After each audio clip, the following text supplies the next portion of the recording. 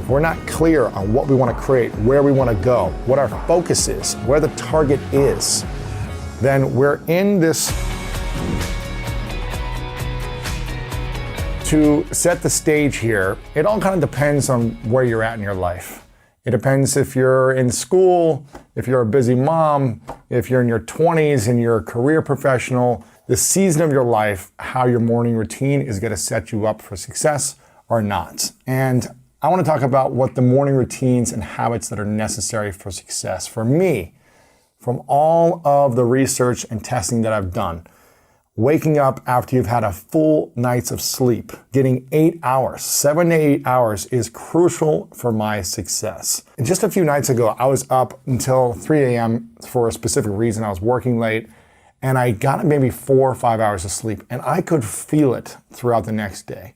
Whether I'm just getting older and I'm not 21 anymore and I can't pull all-nighters like I used to in college, or whether I'm just doing so much more during my days. I'm physically exerting myself. I'm mentally and emotionally exerting myself.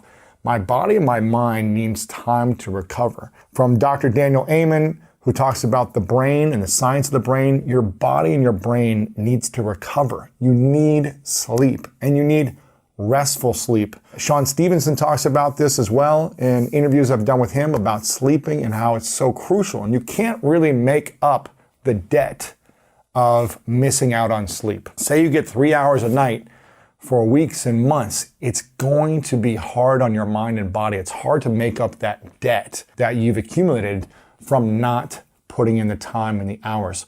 From the longevity experts that I've had on and those talking about anti-aging, they all say sleep is one of the key ingredients to success in living longer, in living healthier, happier. So focus on sleep. Now, when I was younger, in my 20s, I used to think that sleep is for those who are broke. You can sleep when you're dead. But I'm telling you, you're gonna be dying a lot sooner if you don't sleep well consistently. And the brain, the heart, the body, everything needs time to recover. And this is when you're sleeping, your body is regenerating. So if you are putting in, hours of training or emotional and stressful and mental exertion throughout the day, I'm telling you, your body and your mind needs time to cleanse itself. This is when you burn fat. This is when you recover. This is when ideas start to connect. But if you're not sleeping and resting well, it's going to be extremely hard to perform better the next day. So this isn't just for someone that wants to live longer and happier. This is for if you want to be a high performer as well and have clarity and focus and energy and not have mental stress. The brain and the body needs to sleep. So that's one of the first things I want to talk about. This is crucial. Some people say, well, I don't want to sleep 6, 7, 8 hours a day, but I'm telling you, if you can get 7 in, hopefully 8 of quality sleep. And there are a lot of things you can do to track this. You can get the Oura Ring, you can get Whoop bands, you can get other things to track the quality of your sleep as well. So I recommend figuring out a structure for you. We've got episodes on this talking about how to create a sleep sanctuary so that your environment, your bedroom, your sheets, the plants that are in your room are all designed for you to get great sleep. So make sure you're going through some of this and setting yourself up to win with sleep. Now, the next thing that I like to do, and I think this is hugely important, this is something that my mom used to tell me, and your mom probably told you growing up as well, is to make your bed. And there is a great book by William H. McRaven that says it's about making your bed. And he is a Navy admiral that talks about if you want to live a great life, make your bed. And this is a massive #1 New York Times best-selling book. This speech went viral online, and it's something that is so simple. But sometimes we think about we've got to have some complicated morning routine that, biohacking everything we can in order to optimize our day. And really, when we go back to the basics, that's when you start to transform your life. Everything goes back to basics. So make your bed first thing. There's something that happens, and I started doing this years ago. There's something that happens when you decide to take pride in your personal space. When you decide to say, okay, I slept here for 6, 7 8 hours, and I want to make sure I have a clean space when I come home at night. By doing that, you set yourself up for success, you accomplish something first thing in the morning, you build momentum, and you create pride and confidence in yourself because you did something for you. You did it for yourself. So when you come home at night, you can say, wow, the time and energy I spent early in the day paid off for me tonight. Now I can go to sleep in a restful space. So something to consider. Try this for a week. Make your bed every morning. It's the last thing you want to do because you want to get up, you want to go to the bathroom, you want to brush your teeth, and you want to get on with it. But I'm telling you, if you take those 2-3 minutes, you come back at night, you'll be proud of yourself for what your past self did to help you in the future. The next thing is really moving your body. And this doesn't need to be some extreme workout. I like to work out early in the morning. I like to push my body hard in the morning because, again, the second thing is, okay, I've made my bed. I move my body in a physically demanding way. I like to create structured pain every single day for myself. Because when I put myself through safe, structured pain, a workout, sweating, movement of some type that's uncomfortable, I don't want to hurt myself, but I want to put myself through pain. It makes me live a happier, healthier life.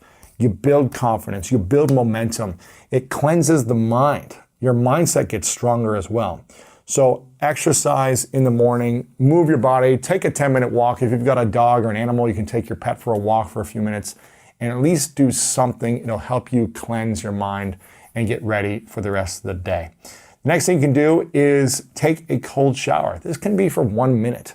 We have an entire series of interviews with Wim Hof, and I do an entire breathing exercise. I went to Poland and trained in frozen rivers and climbing mountains in the snow without clothes on. I mean, I did the extreme things to test some of this, but it takes 1 minute a day to get in a cold shower, and it activates your mindset, it activates your body, it opens your pores, it makes you feel awake and alive as opposed to groggy and just kind of getting through the morning. It wakes you up, it gets you clear, it gets you focused. And there's so many benefits for your immune system as well by taking a 1 to 2 minute cold shower. Again, you don't need to be extreme and immerse yourself in a cold tub for 10 minutes. You don't have to do that. You can try these things.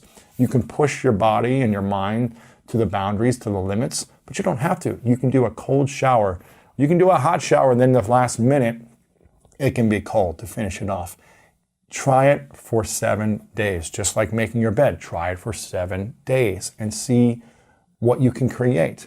Again, we'll have more resources below in the description with Wim Hof and how you can watch more about that and learn more how you can take this on in your own life.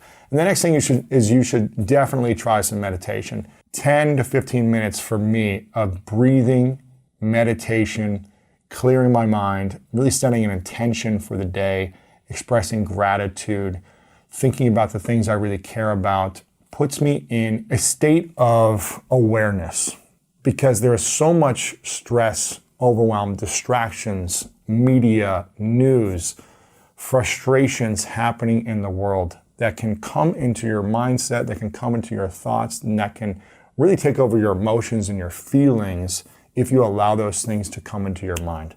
And so you want to figure out a way to start the day with breathing and setting an intention for what you want to create. No matter what happens around you, how are you going to show up and respond? What is your vision? What are your goals? What are your intentions? What's the type of energy you want to show up with? Do you want to be a reactive, negative person today? Or do you want to be a joyful, loving, caring human being that shows up as a leader?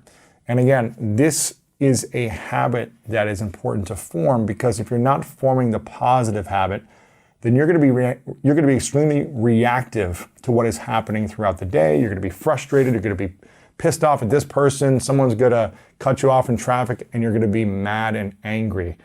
And that is going to lead into the rest of the day. It's going to be hard to get out of that. So you want to set yourself up. The next thing is really the intention beyond the breathing. So breathing allows you to, again, continue to cleanse the body, cleanse the mind, and create awareness for your life. Setting an intention during this breathing or right after this session is important. So what is your vision? What is your goal? Do you have a one sentence vision for your life right now? If you don't know what that is, write it down. Start exploring it. Create an exercise for yourself and say, okay, this is who I want to be. This is my goal. This is my vision. My vision is to inspire 100 million people every single week to help them improve the quality of their life. That is my mission. That is my vision. And I want to do it through being joyful, through being loving, through being curious, creative, and having fun. So for me, I'm very clear. And then I create the intention in the morning. Well, what am I going to do today to support that mission?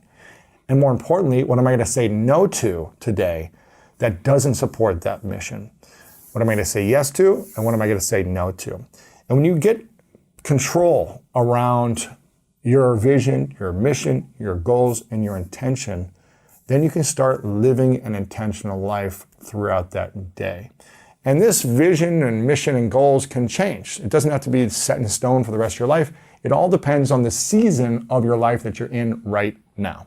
So this is just the season of life I'm in right now. When I was in college playing football, my goal was to be a professional athlete, and that was my mission. How can I be in the best shape of my life? How can I, be successful with my college team? How can we go to the championship? How can I get in front of professional scouts? And how can I make it to the next level? It just depends on what season of life you're in. After that transition, when I left football and was trying to figure out how to get a job, my mission was, how do I get off my sister's couch and get a job? Okay, what are the goals that I have on a daily, weekly, monthly basis? What are the things I need to learn? And then I took action based on that intention. So you got to think about, what is your intention right now? And every morning, just think about it. This doesn't have to be long. It doesn't have to be 30 minutes of intention setting. It's just getting back to, what is my intention today? How do I want to show up? And what do I want to create? Not what do I want to react to? When you come from a place of creation and not reaction, you're going to be making your life as opposed to really responding to your life in a negative way. So what does a morning routine practice actually do? How does it actually support you? Well, it sets the tone. Again, a lot of people say the first hour is one of the most important hours. It sets the tone. So if you're distracted, if you're groggy, if you're not moving, if you're eating bad foods, if you're on your phone laying in bed, if you're being negative, if you're sloppy, then more than likely you're going to create that day. It's going to be hard to get out of that. So it sets the tone for the day. The more positive the first hour, the more powerful the rest of the day. It'll make you more productive. It allows for you to really control your schedule and set your schedule, as opposed to your schedule controlling you, or you reacting to whatever's coming your way. And I love to have a clear schedule of the week. Exactly what I'm going to do. What is everything going to do to support me emotionally, physically, spiritually, financially, relationally? What am I going to schedule in? And I also schedule in leisure time. Okay, I'm going to schedule these 4 hours where I'm going to do nothing, or I'll do whatever I want, or I'll just hang out with friends. I schedule it in. That way I'm just not distracted by my phone or whatever's happening in the world. I really try to eliminate the negative distractions from my life the best that I can.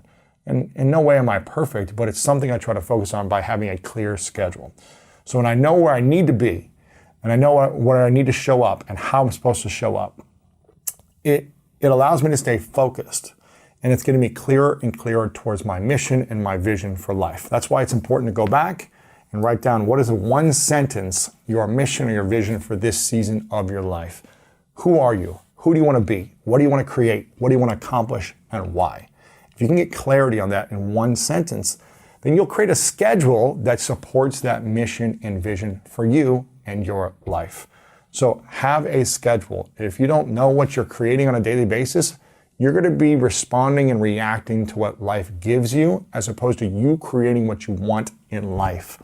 It also sets you up for lower stress levels. And it can really lower your stress levels because you're accomplishing so many positive moments or tasks for yourself the first thing in the morning, and you don't have to worry or think about doing them later. So if you're like, okay, I know I want to get in shape. I know I want to eat well. I know I want to drink lots of water today. I know I want to meditate. I know I want to breathe at some time. And you wait until after you're exhausted. And you try to wait till 6 o'clock, 7 o'clock at night when you come home from whatever you're doing at work or whatever you're doing, school. You're going to be tired. It's going to be really challenging to have focus and energy. This is why, for me, it's really important to learn the skill of Spanish. I want to become fluent in Spanish one day. It's one of my goals. And I was taking Spanish class in the beginning, the first 6 months, around 6 o'clock at night. Now, this was after a full day of work. This was after an intense workout, and my brain was fried. And I couldn't stay awake. I'd be in an hour session, and I'd be like over Zoom after I'd done Zoom calls all day, and I'd be like this, trying to remember stuff. And after months, I was just like, I can't do this at night. So what I did is I started scheduling it at 8 a.m. And it's one of the first things I do, 8 a.m., I work on something that is meaningful for me, something I want to learn, a skill that takes and requires a lot of my mental energy. And by doing that first thing in the morning, it sets the tone for the rest of the day. I feel more confident, I feel like more productive, and I'm doing something I care about first thing. And it lowers your stress so you can improve in other areas as well. So again, it's setting the tone, it's lowering your stress levels because you're not waiting to the end of the day. You're not like, I got to do this thing later. That energy, that stress will hurt you in every other area of your life. So you want to take care of your body, you want to take care of your mind in the morning, and it allows you to show up to love those things around you instead of taking out your emotions on people and experiences in your life. It also helps you improve your memory. So having the same routine has helped to show that it will improve your memory when you have the same routine consistently. Now, you can switch up your routine, you can try things over time, but having something that's similar, I'm going to do these three things every morning, it really helps you increase your memory. You're far less likely to forget things that you need to do because you know you have your day, your morning, and how it's going to start, so you don't have to spend a lot of brain power on it later. I got to still work out. I got to remember to do this thing. I got to do this thing over here. Like, you don't need to think about it because it's the first thing you do and you get it out of the way. So it's really helping you boost confidence in my mind. This morning, I got up early, I breathed into some meditation, I made my bed, and I did a hard workout. And now I came here to the studio to talk about this. And for me, I feel confident. I feel like, man, I've accomplished so much before 10 a.m., right? I've already done so much. All the things that I care about, I've done, and I feel more confident. So this is what's powerful. This is what's available for you, is gaining. If you feel like you're not a confident person, if you feel like you doubt yourself, if you feel like you're unsure of yourself or you're insecure, spend time for an hour, hour and a half in the morning doing some of these things and trying them, doing things that are uncomfortable for you. You're going to build confidence in the first hour and it'll go into the rest of your day. So I'm far more confident in my skills and abilities as a creator, as a partner, as a friend, and as a leader, because I know I put in the things that I care about first thing. So you want to think about, how can you make your morning routine and habits actually stick? This is a question I get a lot. And you don't want to throw everything on your plate at once. Okay, I'm going to do 20 things in the morning routine to optimize my day. It's going to be exhausting. You're not going to be able to do it. So we want to start small. Try 2 or 3 things in the morning. Don't go for hours, but just try 2 or 3 things. What are 2 or 3 things that take 5 to 10 minutes that you can do, and track it for 7 days and make it the most important thing that day. If you say, I'm going to do this first thing in the morning, you really think about it the night before. I'm going to do this first thing in the morning. You do it every day. If you want to have a, check it off or an X off a calendar or mark it somewhere on your phone to track it, you're going to see every day you do it, you build confidence. You're going to be being your word, which builds integrity with yourself by just following through on these things. You're going to feel more productive after that first hour. So start small and take it one day at a time. Start with 7 days. Don't say, I'm going to do this for the rest of my life. This is my new routine. No, I'm going to try this for 7 days and see how I feel. And then once you complete that, say, okay, let me try this for another 7 days. And then keep doing it consistently 7 days at a time. I really recommend finding an accountability partner that you can check in with every single day in person or even just a quick text message. So whether you're, in a relationship and you're waking up next to someone and you say, hey, can we do these 3 things for 7 days and just try it out as an experiment, and you guys keep each other accountable. If you're living alone, text your best friend and say, hey, for the next 7 days, I want to challenge myself. If you want to join me, let's challenge each other. And I'm going to text you every single morning that I completed this. Can you hold me accountable? This will support you. Accountability is key. Accountability is key. I like to pay for accountability because it's even more commitment. So if I just have a workout partner, we'll commit to each other, but if I pay for a trainer or a coach, I show up every time. So you want to stack the odds in your favor, whatever that looks like for you. And if you don't want a coach right now, if you can't afford that, that's fine. You can have an accountability buddy or a friend, and that works too. You can also post about it on social media and track your progress there and say, hey guys, I'm going to do a challenge, and here's what I'm committed to. That could help you be accountable as well. And if you know people who are waiting to see what you're sharing every single day and how you're going to run your morning routine, you're more likely to get out of bed and do these things because you don't want to let people down. So that's something you do, is have the accountability. And there's lots of different stats out there about how long it takes to create a new behavior or to make it more automatic and more of the norm for yourself. But I've seen the recent studies say it takes 66 days for a new habit to really stick. So what I would suggest is break it down into a week at a time. So 7 days, I'm going to do this. Just don't say I'm going to do this for 66 days. Say for the next 7 days, I'm going to do this. And then do it another 7 days. And think of it in week chunks, not months and years, which can seem overwhelming. And you got to decide what you can commit to for at least 66 days so that it can really become part of your day where you eventually don't even think twice about it. So I get up and I make my bed every day because I've been doing it for so long now. I've scheduled in my workouts in the morning. Most of my workouts are in the morning. Some days I schedule it later in the afternoon based on my work schedule, but it's scheduled in. So I'm getting it done most of the times in the morning. I'm drinking a glass of water before I have coffee or tea, and I'm scheduling the most important things in first, scheduling in meditation. It's just part of the routine because I've done it for so long now. So people ask, what does my morning routine look like? So I try to go back to the basics. I've tried advanced things, I've tried tricky things, I've tried to biohacking extreme stuff, but what I've found works is the basics, the fundamentals. Just like it works in everything, the fundamentals are key. Something that I'm a big, big fan of is perspective. Every breath I'm taking right now is closer to my last breath of my life. Every day that I wake up, it's getting me closer to my last day of my life. And I hope I live a very long time, happy, healthy, and fulfilled, mission-driven, purpose-driven. That's my intention. But every morning I wake up and I just say, thank you. Thank you for another day. Thank you for another opportunity to live my life, to experience connection with people, to experience the magic, the wonder, the adventure of this world. It's an incredible thing what we're doing. We are a speck of sand floating around in a globe that is in infinite space, an infinite universe, and we are here for whatever reason to experience life. Thank you for another day. It gives me perspective. I woke up. A lot of people did not wake up this morning, and I got to wake up to experience it. Thank you. It puts gratitude in my heart. It makes me in a positive mood. And I don't know many people, in fact, I don't know anyone who is negative that lives a good life. Again, back to the fundamentals. People say, well, attitude is everything. I believe it's true.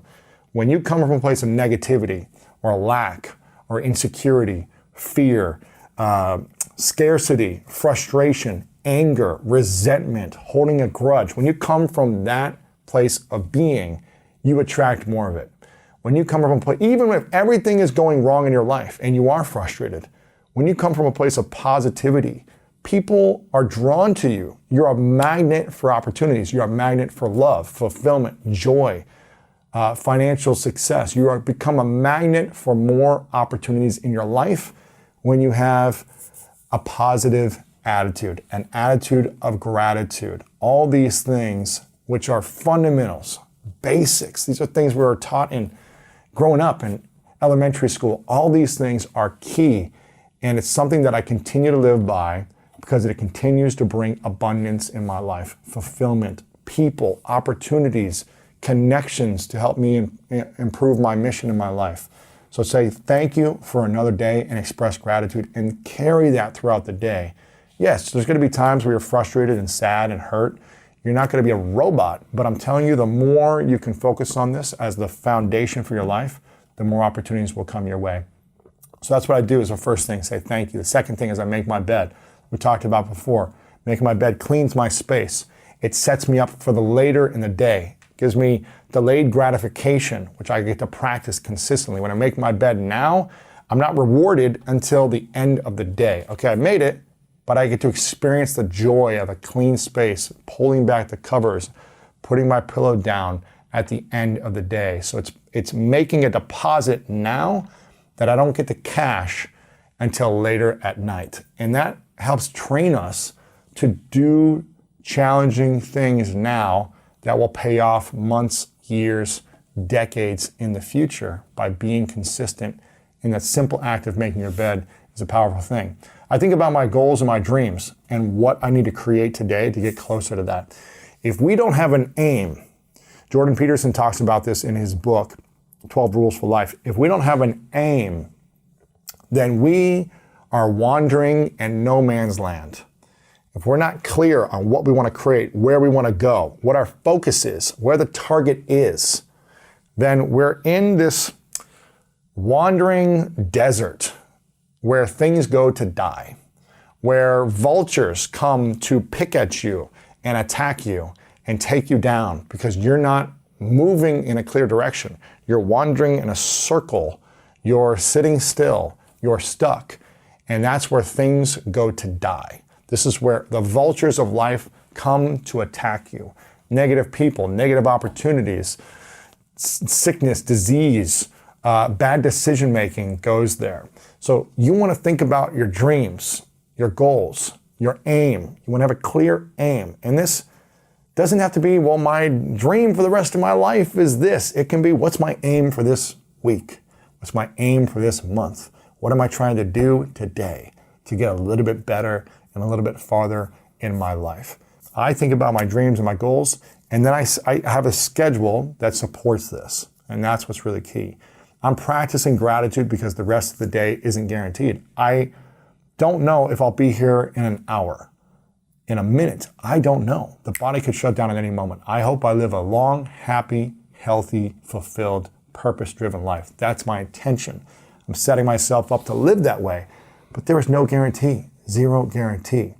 So it's something I think about, is practicing gratitude. And that's really the main things that I really think about. And the easiest, and people ask, well, what are the easiest and most important habits to start building? Going back to the basics, making your bed, drinking water. This first thing I do is I drink a tall glass of water. Most people drink coffee right away or tea. Tall glass of water. What that does, your brain and your cells need hydration, the first thing. Putting something else besides water in your body first is not the optimal way. The brain needs to get activated through water. It feeds off water. So drinking water first will wake you up, will make you sharper, give you energy, give you clarity, give you focus.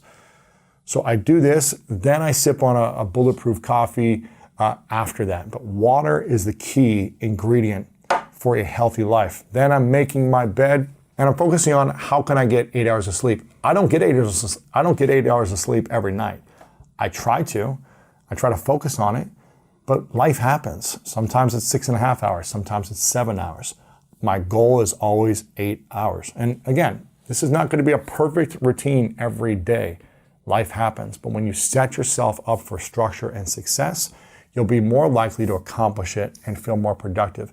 Every time I follow this routine and I do it, I feel like I have a great day. Even if the rest of the day doesn't work out as planned, at least I spent the first hour meaningful doing the things that matter.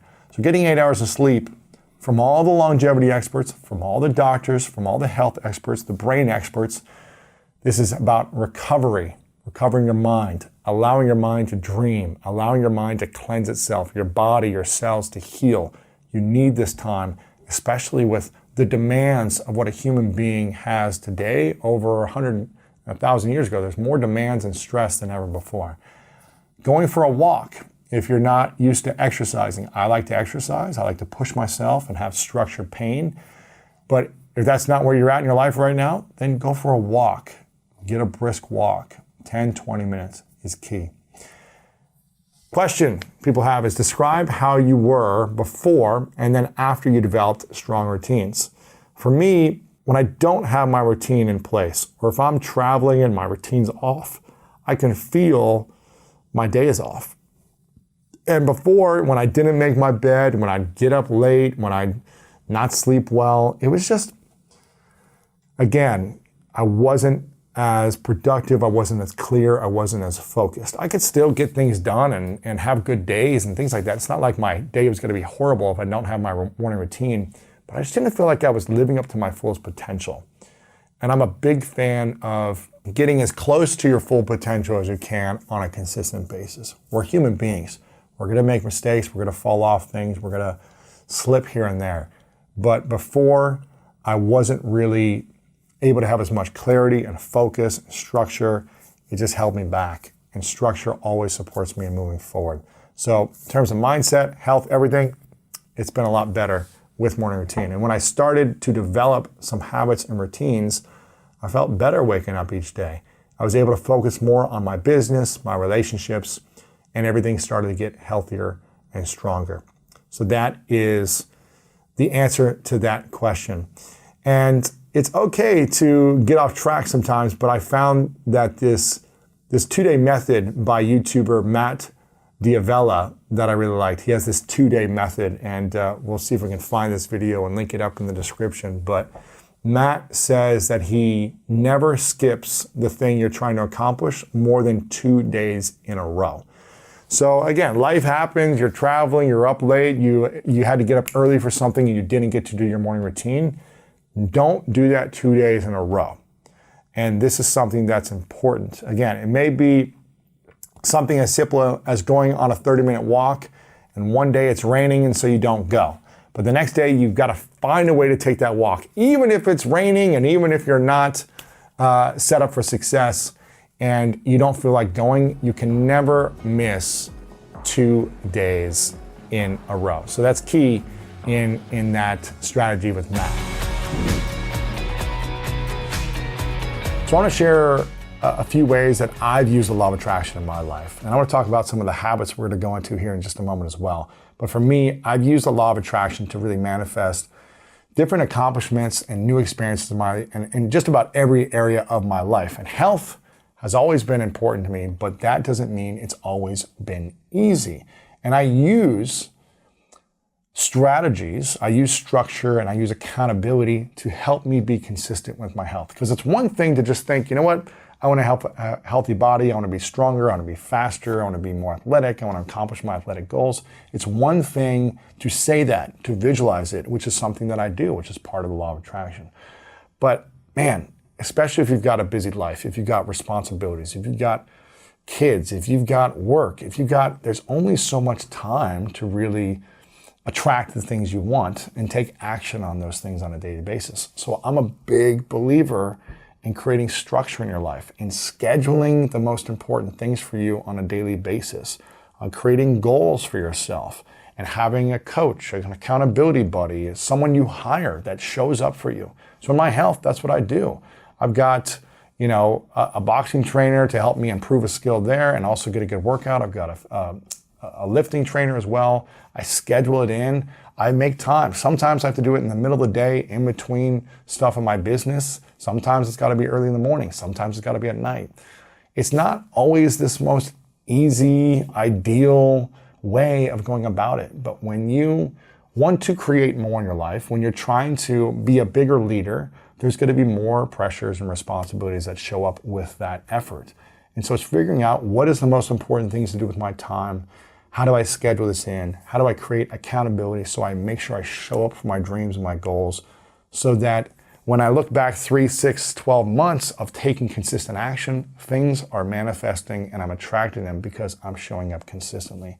And success was always something that I dreamed of growing up, but in my early 20s, I struggled a lot from it because I wasn't really sure, like, after sports was done, I had to kind of refigure out, how do I apply this into life? How do I apply this into making money, into relationships? Because for me, it was all about sports and I had the structure, I had the accountability, I had the coaches, I had the team. After that, I didn't have that.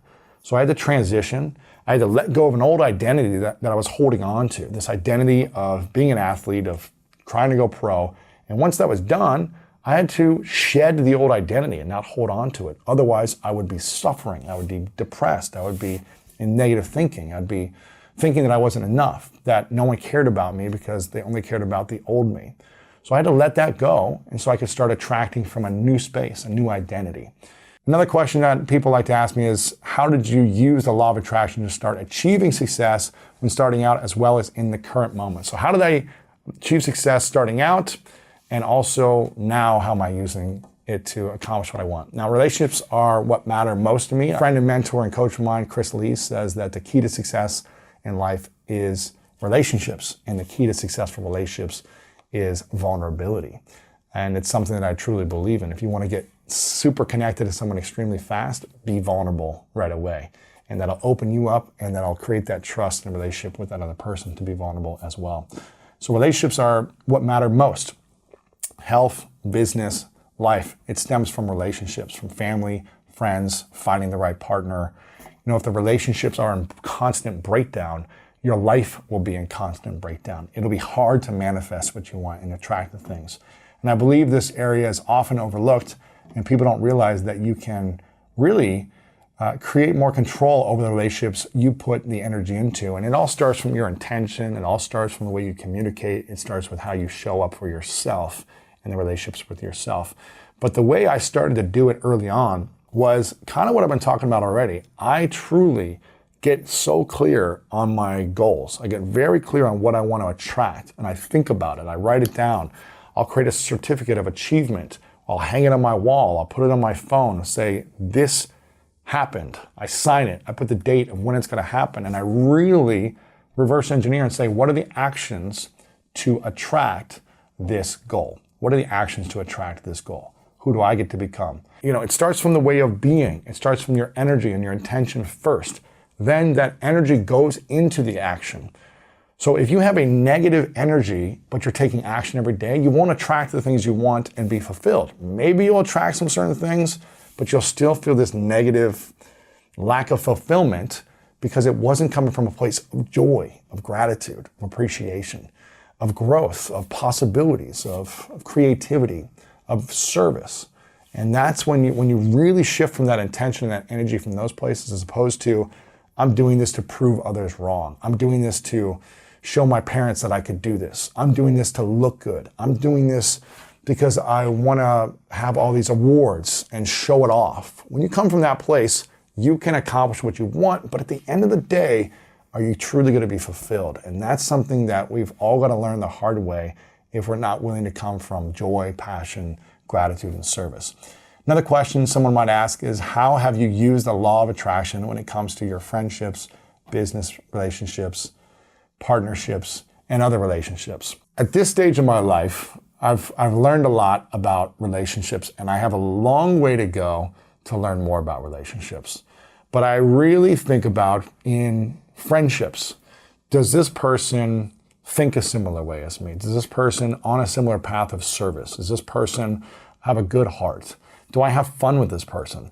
Can we have cool activities together that we share and enjoy? And I think about that. You know, is there a natural flow to our friendship? Is there a give and take that we both have? Or am I the only one that gives and they take? I think about these things and I try to create alignment with friends. Okay, cool. We're on a similar journey. Maybe they're in a completely different industry or career path, but if we have a similar philosophy and way of being and energy, I like to be around positive people. So I attract friends from that same place of positivity and gratitude.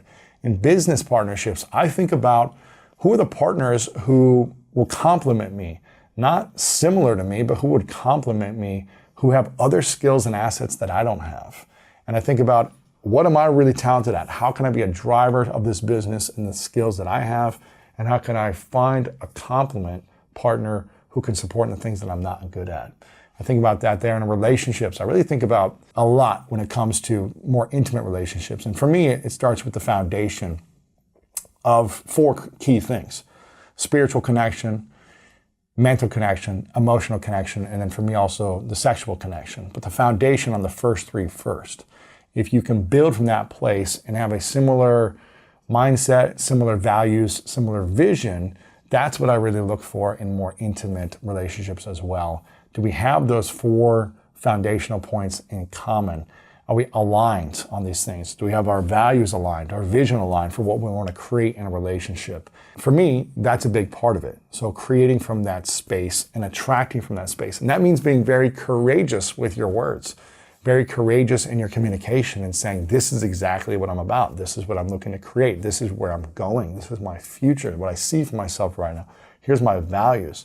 Speaking from a place of integrity, speaking from a place of courage, to almost say, can this person hang? Can this person keep up with me? Because this is what I believe. Not hiding those things, but putting yourself out there. You'll either attract or you'll repel. And it's better to repel quickly than keep some things hidden for a year or 2 and realize, oh, we don't align. So be courageous with your words, be courageous with your actions and your feelings towards that. Another question, how did you visualize the School of Greatness book being at the front of the table in bookstores? So I remember for years, back in 2007, I read a book called The 4-Hour Workweek. And I remember at the end of this book, and for most people that listen or watch the show, you know it's hard for me to finish books. I talk about this all the time, growing up being dyslexic, having a 2nd grade reading level when I went into the 8th grade and got tested there. And so it's a lot for me to want to finish a book. I skim a lot, I research and I go through the books, but it's a lot for me to start from word 1 to the last word and read every word without just skimming it. In 2007, I read a book called The 4-Hour Workweek, and I remember at the end, I remember shutting the book and saying, wow, this is inspiring. It opened up something new for me that I never knew was possible. This kind of like online world that I started going down the rabbit hole and really researching more about it and reading blogs and articles and trying things from onward after that. This is the end of 2007 at Christmas time. And I remember closing the book and saying, and one day I'm going to meet Tim Ferriss, the author of this book, and I'm going to connect with him. We're going to be friends. I'm going to do business with him. And also, whoever the agent is for this book, one day I'm going to write a book that's going to be a New York Times bestseller. And this agent for Tim is going to be my agent as well. And I remember a few years later, I ended up meeting Tim. I ended up meeting Tim's agent. A few years after that, I kept creating, I kept showing up, I kept building myself, my business, my brand, that eventually his agent was my agent. And I remember saying to him, I want to write a New York Times best-selling book that does something similar to the book that I read years ago, where it unlocks possibilities in other people's life. It helps them create something new. It helps them see something different they never saw, and they can take action from that place, from a new possibility. And I did this on a consistent basis. And when the book came out, the book was front and center in all Barnes and Nobles right when you walked in. It was a New York Times bestseller. And it closed the loop for me visualizing this, I think it was 7 or 8 years prior, where I had this dream of writing a New York Times bestseller, doing stuff with Tim Ferriss, of his agent being my agent, and changing millions of lives. So the idea was planted. The seed was planted then, when I had nothing. When I was, I had a cast on my arm. I just had a surgery. I was sleeping on my sister's couch. I had nothing. There was no evidence. There was no proof. There was no results that would show that I would write a New York Times bestselling book. There was nothing. There was no evidence that I had the skills. There was no evidence that I had the resources, the talent, the time to get his agent as my agent, to write a great book, to be able to market a book. I had no audience. I had no following. But the seed was planted at that moment. And I wrote it down and I visualized it often. And I said, who do I need to become? What do I need to create? What do I need to overcome? What do I need to let go of in order to take the right actions to attract this dream? And if you haven't got the book yet, make sure to check out the book, School of Greatness. You can get it anywhere. You can go online, you can go on Amazon, go to bookstores, check out the book. And I hope this gives you some principles, some ideas, some strategies to help you attract more with the law of attraction from yourself. We talk about really the 8 key principles that we've dissected from all the different interviews in the School of Greatness podcast, from all the greatest minds in the world. It's dissected into 8 key principles here in the School of Greatness. So if you want to create more abundance in your life, make sure you check out this book, buy a copy, get one for your friends, and devour it, go through it. Another question, how do you visualize the School of Greatness becoming a TV show? This is interesting. This must have been 7 or 8 years ago as well. I was traveling and doing more public speaking at that time, kind of getting started in my public speaking career. And I would go to all these different hotels around the country. And I remember when you turn on the TV in a hotel, it usually starts at channel 1, and you see kind of the first 8 to 12 channels right away when you scroll through the TV guide. And I remember seeing PBS is usually in the top 10 channels, PBS channel. And I would always see this talk show, this talk show with inspiring people, the host and inspiring people. And I was like, huh.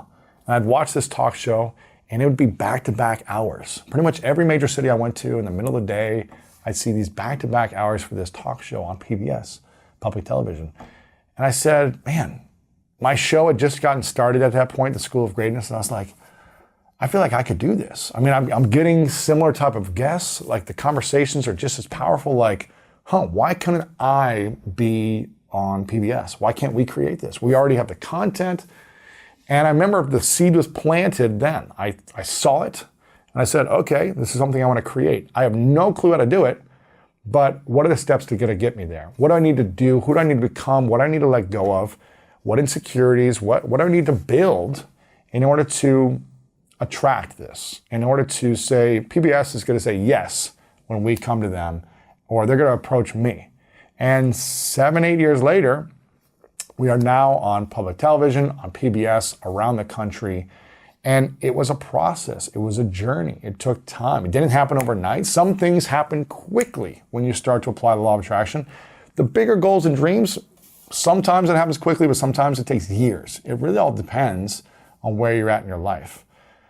But it happened, and now we're there. And it's a beautiful experience to see, again, closing the loop from a seed that was planted 6, 7, 8 years ago is now happening, is now manifested, is now blossoming. And sometimes when we plant the seed, it doesn't grow overnight into this giant oak tree. It takes time to fertilize and build and water. And that's you developing new skills, overcoming challenges, and becoming a better version of yourself. So if you want to check it out, make sure to go to lewishowes.com/watch, and I'll show you where you can go on your local TV station to check out the show on public television and PBS all around the country as well. We'll have that linked up in the description below also. I want to talk about daily habits to make the law of attraction really stick. Now, we all have busy lives, like I said, and it's not easy to break old habits or create new habits when we have responsibilities, a busy life, and you feel overwhelmed or stressed already. But there are some daily habits that you can really introduce to start utilizing the law of attraction. And step 1 is to visualize what you want in your life to look like the first thing in the morning. What do you want your day to look like? How do you want to feel throughout this day? Starting with this and taking it one day at a time will eventually begin to compound. And you'll have weeks where you're becoming the type of person you really want to become, and you'll see it to manifest over time.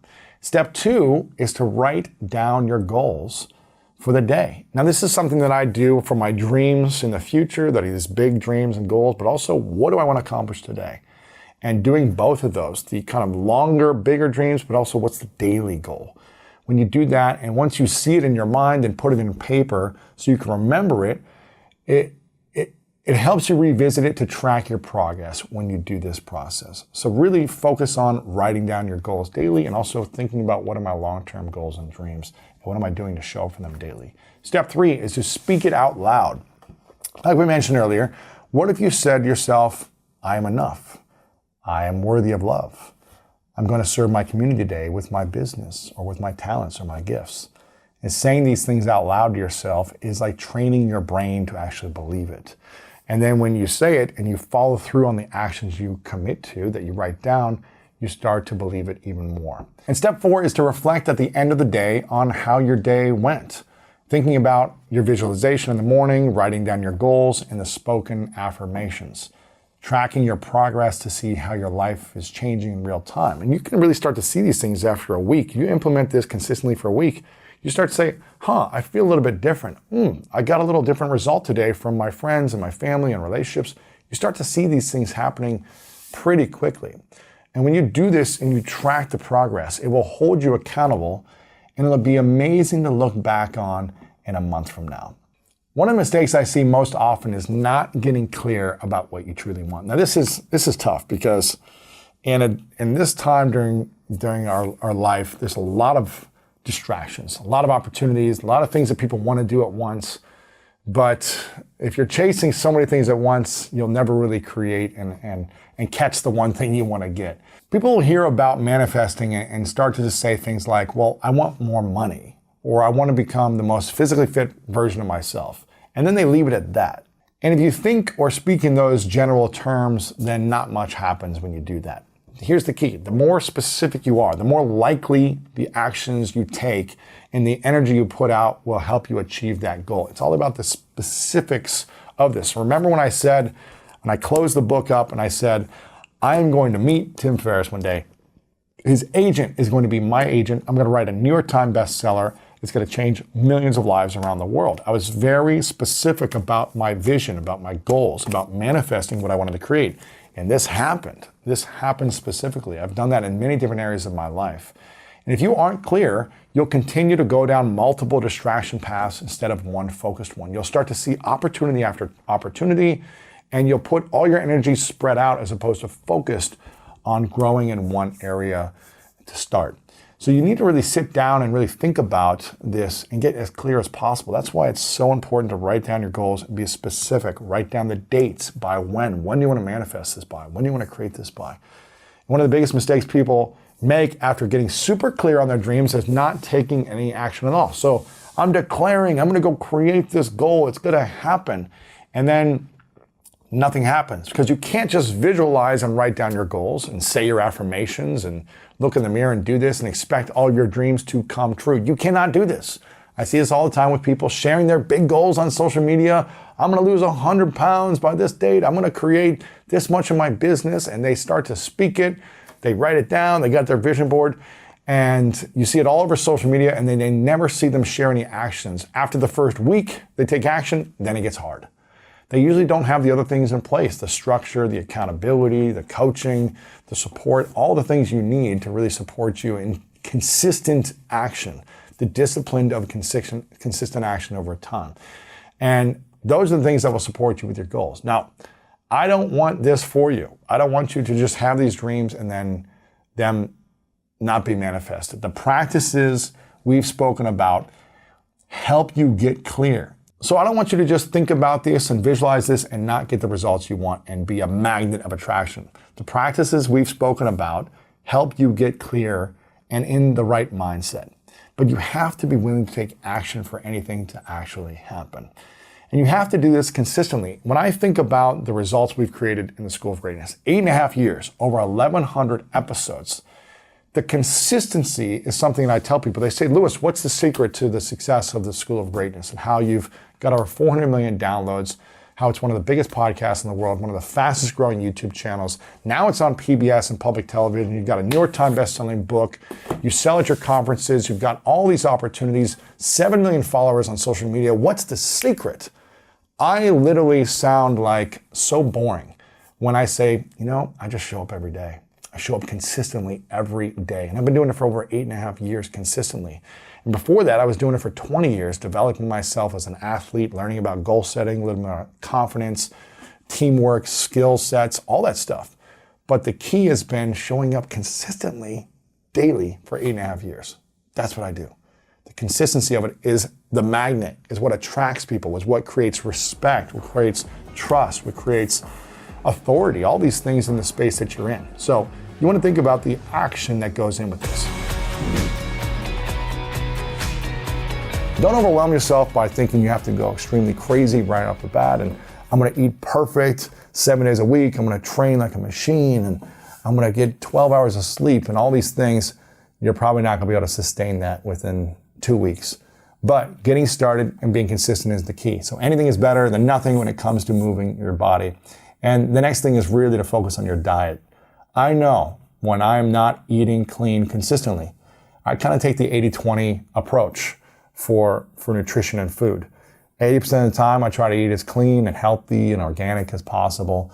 20% of the time I'm traveling, the weekends, I have more sugar and desserts and things that I know aren't the best for fuel for my body, but they taste good, and I give myself that balance. And you can work out all you want, but you can't outwork your mouth. That's for sure. You cannot outwork your mouth. You can train for an hour, and then if you're having all this cakes and cookies, it's not going to do anything for you. You're actually not doing any favors for yourself. You might be maintaining, but you're not really improving. And our guests all the time talk about eating things like, I've asked so many different scientists, doctors, and nutritionists about the top foods you should be eating, and they all consistently say blueberries, foods that are high in omega-3 fatty acids like salmon and walnuts and avocado oil, dark chocolate. The list goes on and on from there. Leafy greens, all that stuff. But eating more of those things, adding more of those things into your body will support you. And you don't want to put in so much effort in your workout routine and then just go have, alcohol and sugar and pizza every night. That's not going to really support your growth. You can have cheat meals in moderation, or you can just call it balanced meals in moderation if you don't want to call it cheat meals. I do the balanced 80-20 kind of percent rule. And having a clean diet will not only serve you physically in your health, but also in your mental health, because we've talked about so many different experts who have come on and share that the foods that actually increase your mental health and affect your mood. We've had a lot of these different doctors and nutritionists come on and talk about that. And when you're eating poorly, it can increase the feelings of depression, anxiety, and stress.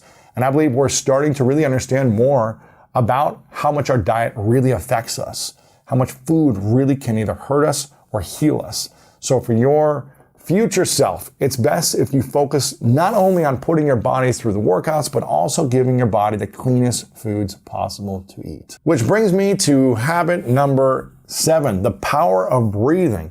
This is something that I really started to practice in sports, but didn't start to really learn how to, I wouldn't say I call myself a master at this, but it really didn't start to learn how to master breathing until 5 years ago, when I went to India to study for 2 weeks meditation, and then becoming a meditation instructor. And then from there, meeting with Wim Hof and doing the Wim Hof breathing techniques. Then interviewing James Nestor, talking about breathing. Andrew Huberman, the famous neuroscientist from Stanford, who talks about breathing in the brain and how it connects to the brain and the body connection. And really, the deeper that I've gone down this rabbit hole of learning about the mastery of breathing and applying it to myself, I've noticed incredible results. And it's like I'm noticing it quicker and quicker. So it's been really helping me improve my peace, improve my mental health, improve my mood, just with breathing. And that is a powerful tool. You don't need anything. You don't need to buy anything. You don't need to eat anything. You don't need to do anything different. In a few moments, you can change the way you feel through your breath. And breathing is the number one way to give your mind a reset and to get you back into a balanced, peaceful state. When you're nervous, stressed out, feeling overwhelmed, or catching yourself overthinking something or overanalyzing, breathing exercises can help you get back to calm and control. And that's what this is all about. The power of breath is that it lets you steer your energy. It lets you get back onto habit number 1, your vision, as opposed to being distracted, stressed, and overwhelmed. And I did this as an athlete. I would do this going up for big moments in a game in football. Breathe slowly. I've had different sports psychologists come on and talk about how in practice, you want to actually get yourself up and practice like it's a game. And when you're in a game time situation, you want to slow down because you have so much adrenaline. You want to calm and slow down. So I do that as an athlete. Before I get on stage, Right before, I really tried to think about how do I slow it down, because I know when the lights turn on, when the music gets on, I'm going to be hyped. I'm going to be pumped. But how do I slow down so I can communicate my message effectively as opposed to being all anxious and excited about it? So I want to share 3 steps to properly help yourself incorporate breathing into your day today. Number 1 is to bring awareness to your breath.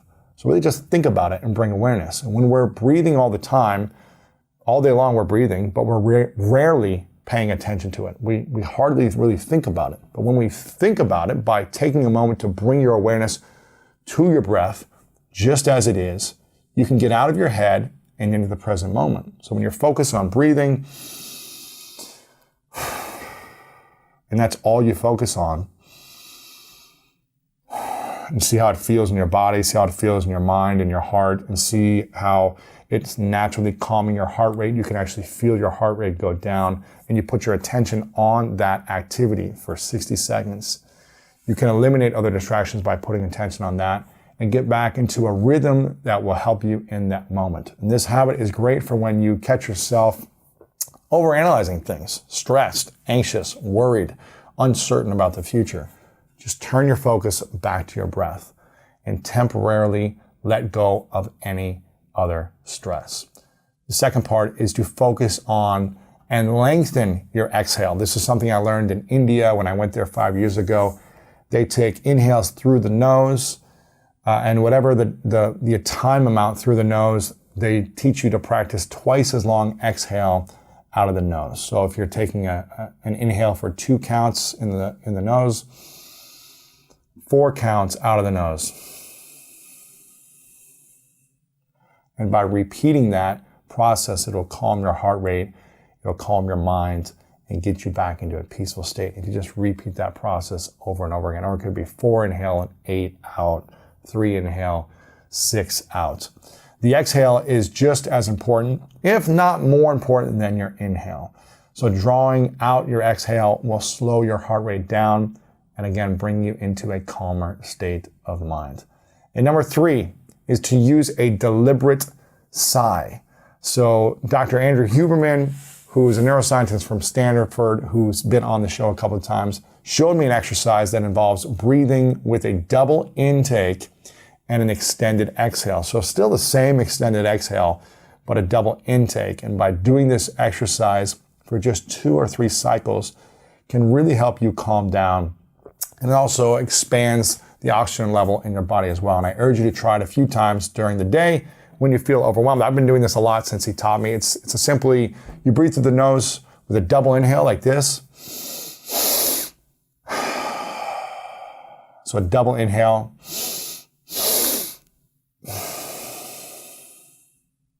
And twice as long exhale that way. But by doing that a few times, it really opens up the oxygen level, calms you at the same time. So practice that a couple times throughout the day. Habit number 8. This is huge. Again, this is no secret. This is no crazy hack. It's just sleep more. Sleep more. Recover. Your body is going through so much every single day, especially in the last 20 years with all the data and information we are consuming from our smartphones, from computers. We're getting so much data points every day. The body needs more rest. We're working harder. We're trying to be more productive. We're trying to squeeze the juice out of life more. Whether it's play, work, relationships, we're squeezing more juice out of life. And we need proper sleep to recover. And if we're staying up till 2 or 3 a.m. and feeling exhausted from the day and anxious about tomorrow, then we're going to be in a sleep deficit, and we need to get back on track with our sleep. So here's a few ways to start getting better sleep. Number 1, stick to a sleep schedule as often as you can. Now this can be hard if you're traveling, I get it, but as often as you can, try to go to bed at the same time.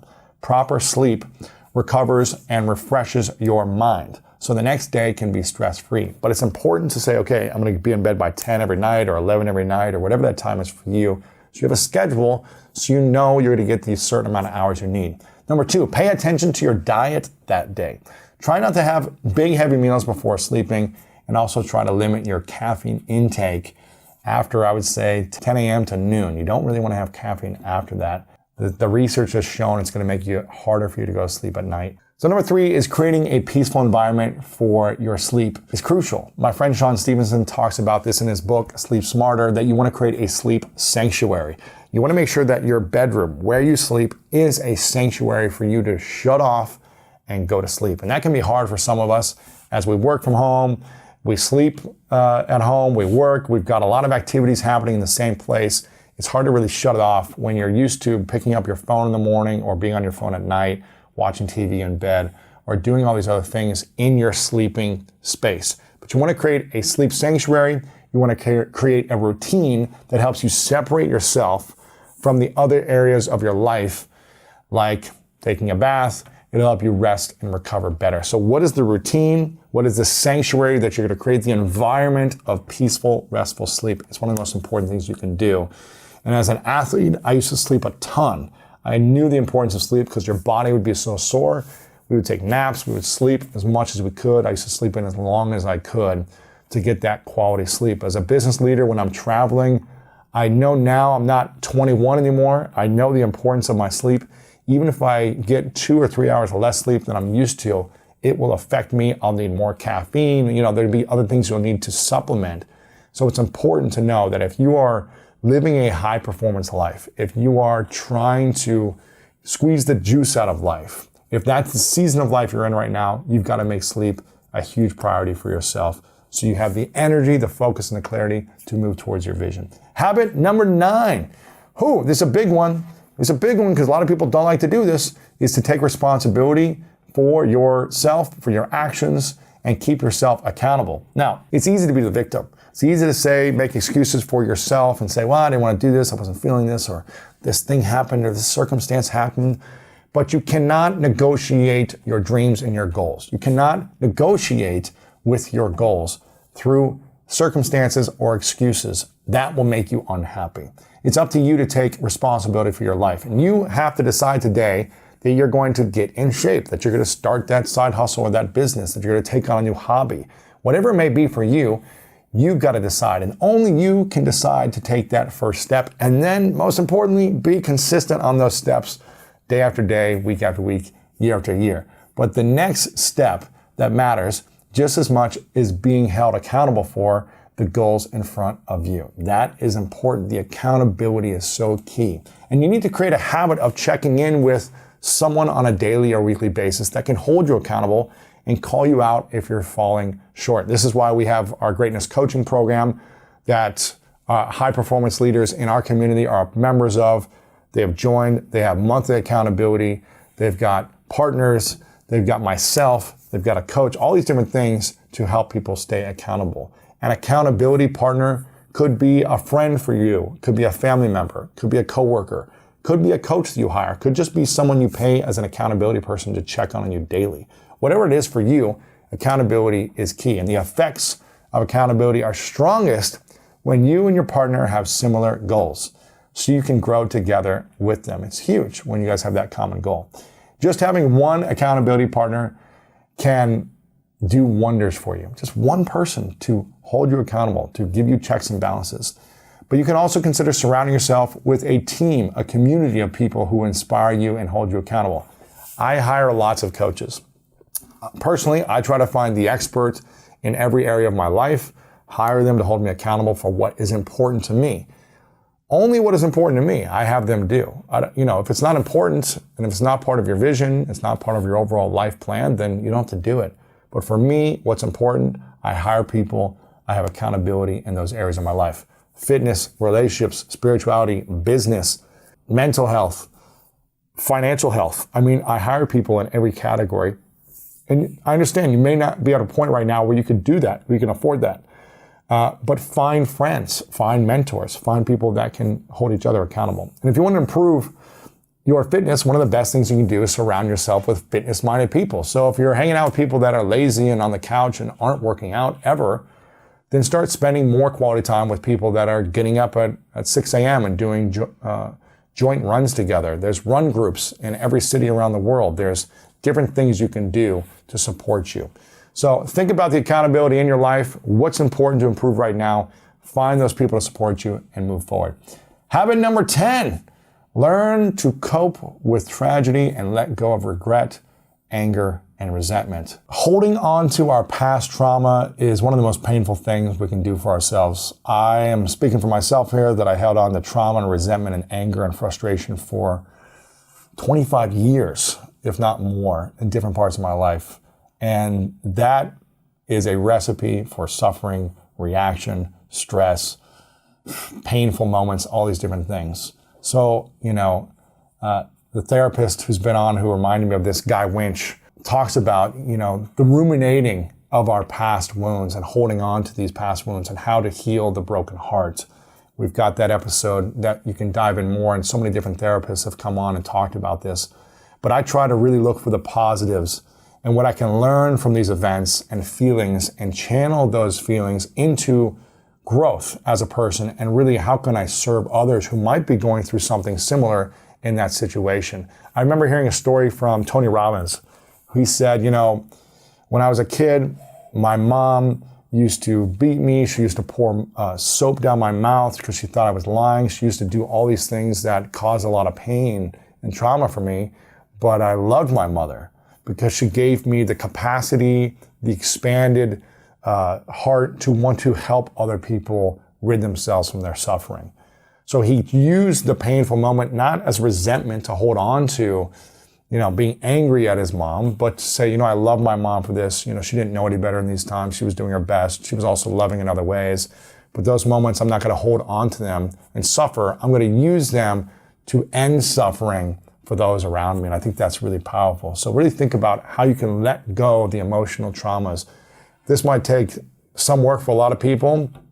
For me, it took a long time to really learn how to do that. It's one of the reasons why I started School of Greatness, because I wanted to interview these experts to teach me. But it's created so much freedom and peace in my life and happiness in the process. And habit number 11 is to eliminate things that don't make you happy and focus on what does make you happy. So I asked Matthew McConaughey this, and when I interviewed him, I said, what are 5 things that we should be eliminating in our life? And he mentioned this list of these 5 things. Number 1, we should be eliminating bad people. Eliminate people that don't promote your growth and that don't bring you joy. We often cling onto these toxic relationships or people because they validate us in the short term, but they're very harmful in the long term. So eliminate those people, or at least distance yourself. Distance yourself and start spending more quality time with people that bring you joy. Number 2 to eliminate is bad places. Stop going to places that encourage unhealthy lifestyle behaviors, like bars or fast food restaurants, etc. Again, don't go to these places if you know you don't feel good when you're there or afterwards. And if a certain place continually makes you feel bad, do whatever you can to eliminate or distance yourself or go there less. Our environment can really impact our mood in a big way. It's hard to not notice that. So create those environments for yourself that are healthier. Number 3, you got to eliminate the comparison to others. Stop comparing yourself to others and eliminate jealousy, because what is it, the quote, comparison is the thief of joy? I think Einstein said that, when we're constantly and comparing yourself to yourself of where you think you should be or whatever, it's like always in comparison mode is not going to do anything good for your happiness. Number 4, overthinking your failures. Instead of dissecting all your problems, start dissecting all your success, all the things you've done to overcome the challenges. And ask yourself, how can I replicate my successes rather than how can I stop my failures? And number 5 to eliminate is instant gratification. This is a big one. Fight the cravings for instant pleasure and results, and be okay with delayed gratification, knowing that you're going to be doing the work consistently and your future self is going to be grateful for your current self and the consistent effort you're putting in. You're going to reap way bigger rewards in the future if you can delay that gratification. Before we continue this video, make sure to subscribe below and turn on the notification bell right now so you don't miss out on these great videos every single day. You have really created something pretty amazing for yourself. What is the skill that you have that you think is most important in your success? Vision. 100% vision. Explain that. From a young age, I've been able to see things that I thought for myself that I wasn't able to explain. I was able to see how to accomplish my goals athletically. I was able to see how I needed to connect with a certain person. I was able to see how to build an online business when I didn't have the skills or the That's know-how. I was able to somehow figure out, okay, this is where I need to go, and I could figure out the path through the clarity somehow. And I'm really good at seeing other people's path as well. That's been something that I've developed the last 10 years. So if you told me, like, my goal is X, and you weren't sure how to make it happen, you wouldn't say that because you know exactly what you need to do. But most people, they're like, I'm not sure how to get there. I would be able to just, I don't know what it is. There's something that I've been able to develop where I can see exactly the steps I need to take to make it happen. So when you're thinking through it, do you have a method, or is it literally like it just appears to you? There's no method. It's like a Picasso. I don't know. It's like I'm like painting some, like, it just kind of all comes together, and I don't know where that comes from. Do you have do you use meditation for this? Like, what are, it's like thinking about the person who wants to have the kind of success that you've had, and so is it just you're born with it and move on to the next question, or is there anything? You know, I think it's a unique experiences, all the experiences that I've had that have allowed me to, from a very young age, I observed people. I observed people constantly because I didn't have friends. So I would sit and watch and observe. And then when I was able to have the courage to speak to people, I would ask questions, just like we do on a daily show and everything. And I would just notice people's energy. I would notice their energy and what they were saying, what they weren't saying, what was missing. And I think this is the pattern recognition over time, from observing people, asking questions, but also applying these things in my visualization practice for sports. Sports was the greatest teacher for me growing up because every day I got to be in the arena. I got to practice something that I wanted to accomplish. I got to improve on a skill set, whether it be in basketball and it was a dribbling skill that I wanted to learn, or a shooting drill, or rebounding. There was always a skill that I needed to improve upon. Football, like in sports, you've never mastered really anything. You can be great at something, but there's always another level in sports to be better.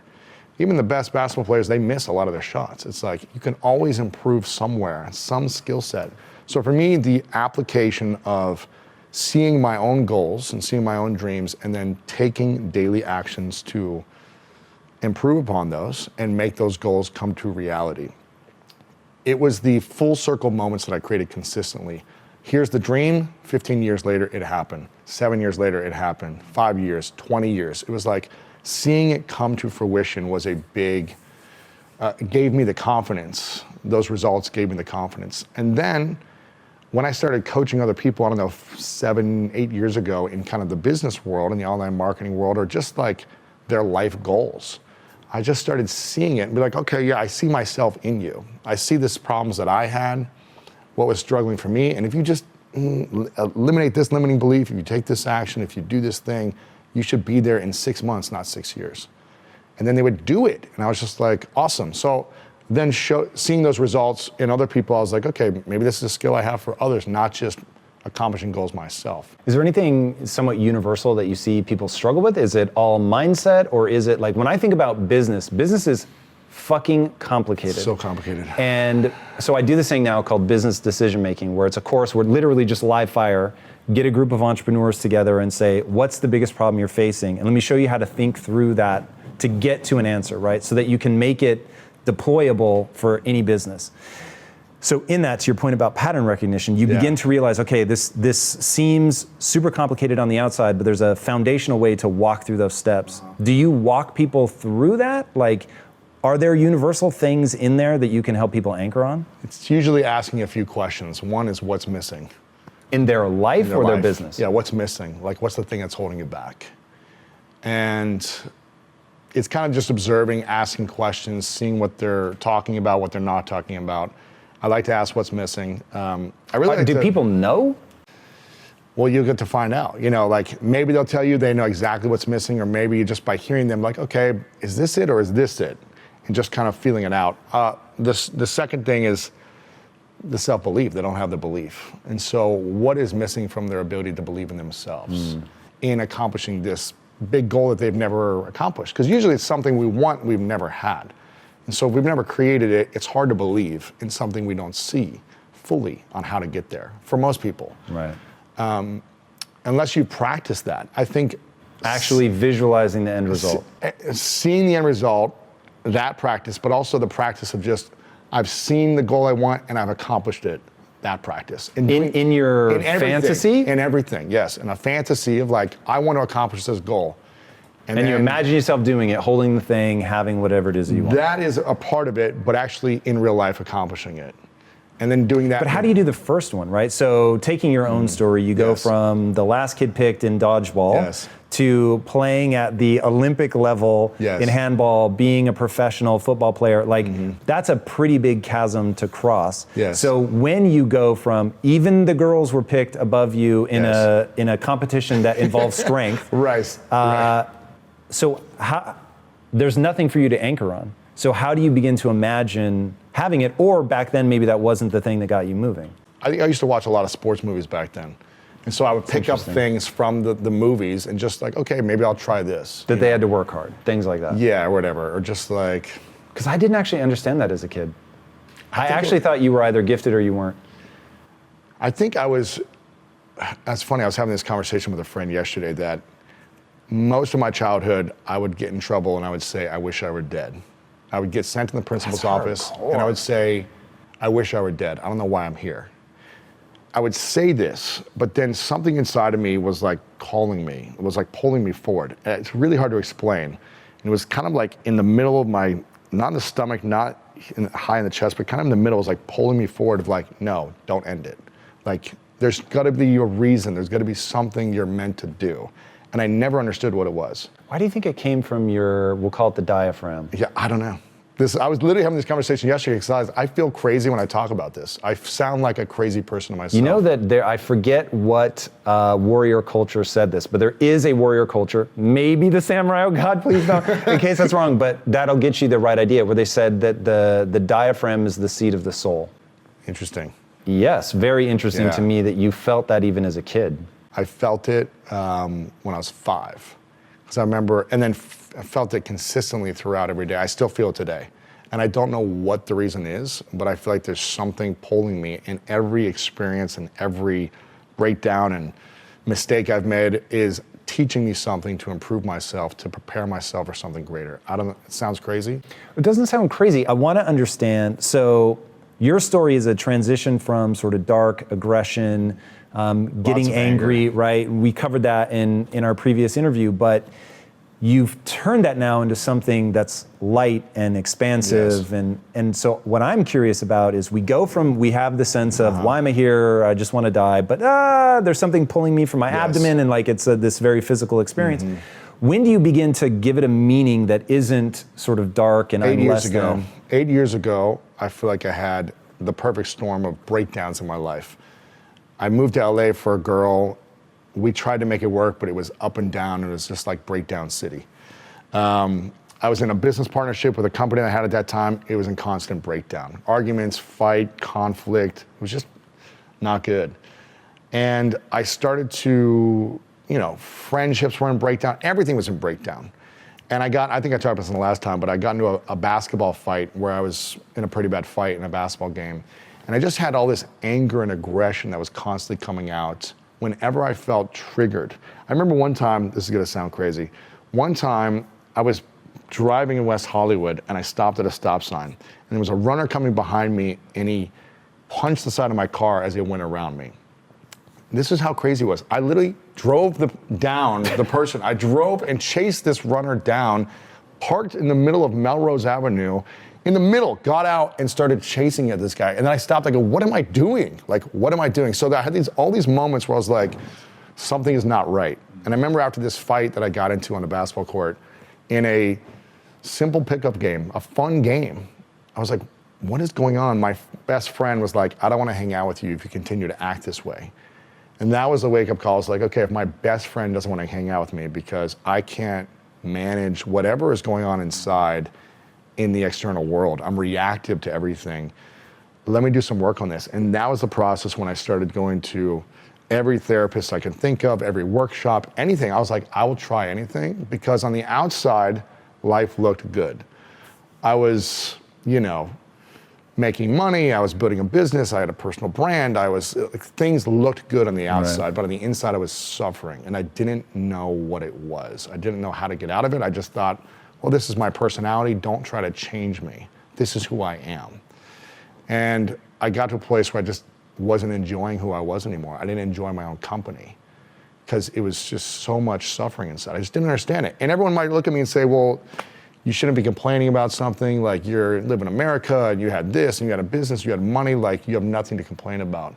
But I think we underestimate what people might be going through inside, even if they look like they have it all figured out on the outside.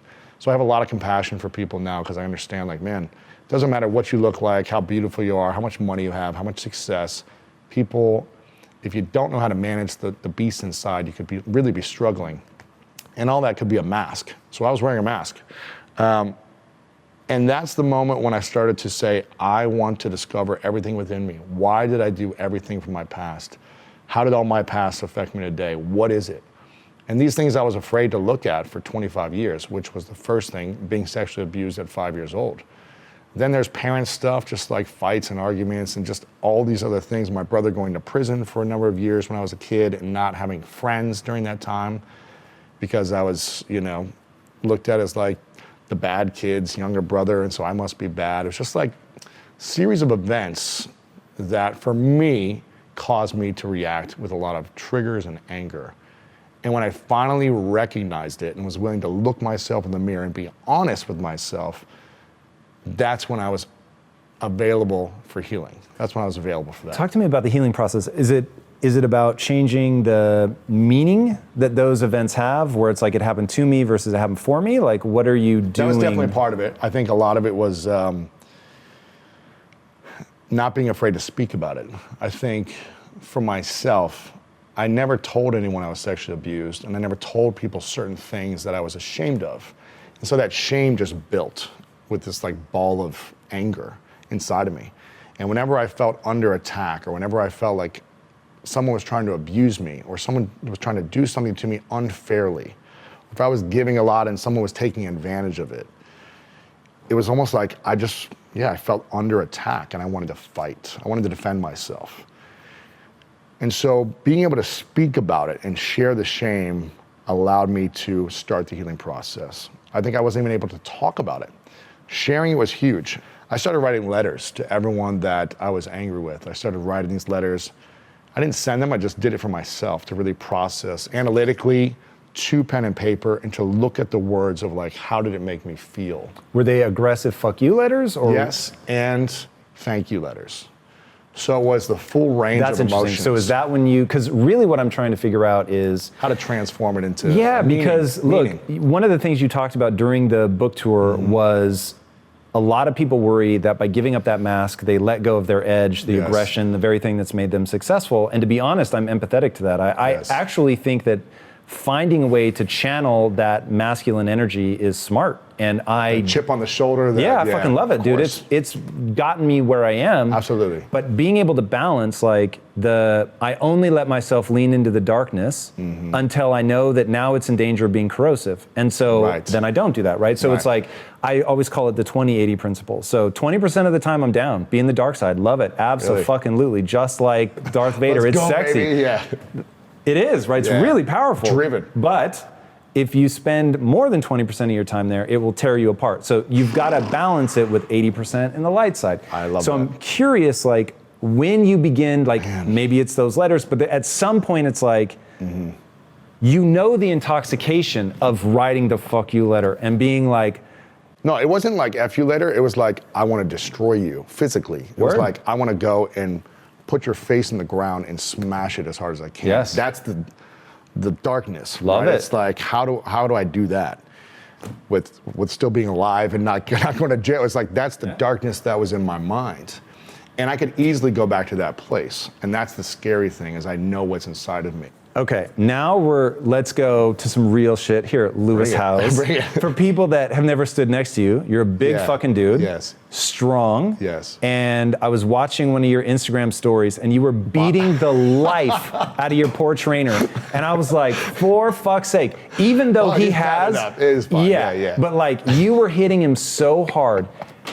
And here's what I think is awesome. So one of the idea that Jordan Peterson had that really fucking rocked me is this idea of the meek shall inherit the earth. Now, hearing that in a biblical context, I never understood it, did not make sense, because I interpreted meek to be weak. Yes. And I was like, why will the weak, and look, I'm a guy that grew up weak. Like my whole journey in life has been learning about toughening up. So all the empathy in the universe for people that feel weak. So I just couldn't understand it. I was like, I've really tried to get away from this, and so much of the good in my life is from getting tough. Absolutely. And so he was like, well, if you go back and look at the actual ancient word that this is interpreted from, meek may be better translated as somebody who has the beast inside, but can keep it controlled. Absolutely. Somebody that has a sword and knows how to use it, but keeps it sheathed. Yes. And I was like, oh my God. Like that now makes sense to me. Where you have the power, you can fucking punch like an ox. Well, I think, I can't remember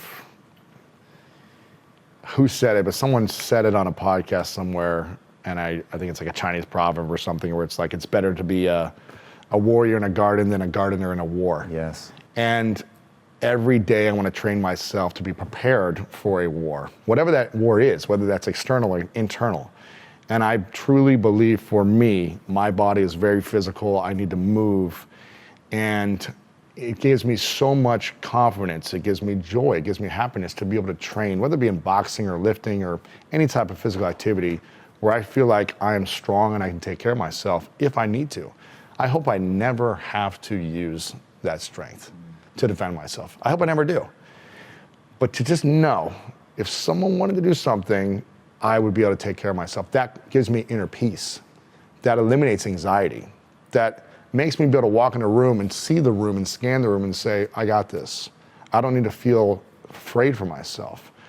And the discipline, you talk about this a lot, the discipline of doing something painful every day, I think, is one of the most important disciplines that any human being can have. Whatever that pain looks like for you, I believe we must lean into pain every day. Otherwise, pain is going to lean into us. But if we're leaning into it first, when stuff happens, it's like, yeah, I got this, because I do this every day. I'm not saying we should be in pain 80% of our day, but maybe an hour, 30 minutes. You should do something that makes you want to puke, or makes you want to stop, or makes you want to relax. Because then when stuff really happens, you'll be relaxed. And that's key for me. So there is definitely, I feel such a sense of peace in my life right now. And it's because I train hard. What are some of the things you do that make you want to stop?